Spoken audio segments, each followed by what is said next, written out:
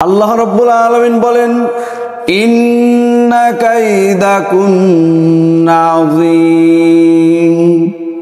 নিশ্চয়ই মহিলাদের চক্রান্ত মহা চক্রান্ত। এই চক্রান্তে পড়েছে যারা, নিজেদের জীবনকে শেষ করে দিয়েছে তারা।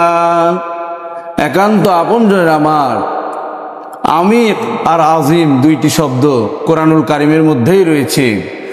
আমিক যার গভীরতা এবং প্রশস্ততা মাপা যায়, কিন্তু আজিম যার গভীরতা এবং প্রশস্ততা মাপা যায় না। এর গভীরতা আল্লাহ রাব্বুল আলামিন নারীদেরকে আজিমের সাথে তুলনা করেছেন। অর্থাৎ এই নারীদের চক্রান্ত এতটাই মজবুত, এতটাই শক্তিশালী যে এর বেড়াজালে যদি কেউ আটকে যায়, সেই পুরুষের জীবন বিপন্ন হয়ে যায়।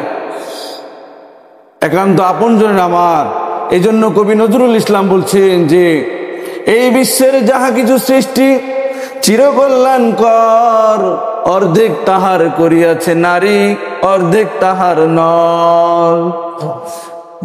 দ্বীনের ইসলামের উপকার হয়েছে নারীর দ্বারা, কিন্তু ইসলামের দ্বীনের ক্ষতি হয়েছে নারীর দ্বারা, ঠিক কিনা?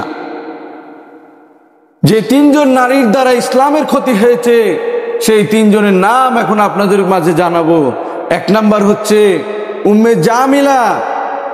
এই মহিলা দ্বীনের কথা, ইসলামের কথা সহ্য করতে পারতেন না, নবীর কথা সহ্য করতে পারতেন না। দুই নাম্বার হচ্ছে আবু সুফিয়ানের স্ত্রী হিন্দা। এই মহিলাও ইসলামের নিকৃষ্ট কাজ করেছে। মহানবী হযরত মুহাম্মদ সাল্লাল্লাহু আলাইহি সাল্লামের কলিজার টুকরা চাচা আমির হামজার কলিজাকে চিবিয়ে চিবিয়ে খেয়েছিল। তিন নাম্বার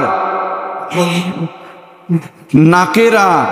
এই মহিলাও দ্বীনকে, ইসলামকে সহ্য করতে পারতো না, আল্লাহ রসুলকে সহ্য করতে পারতো না।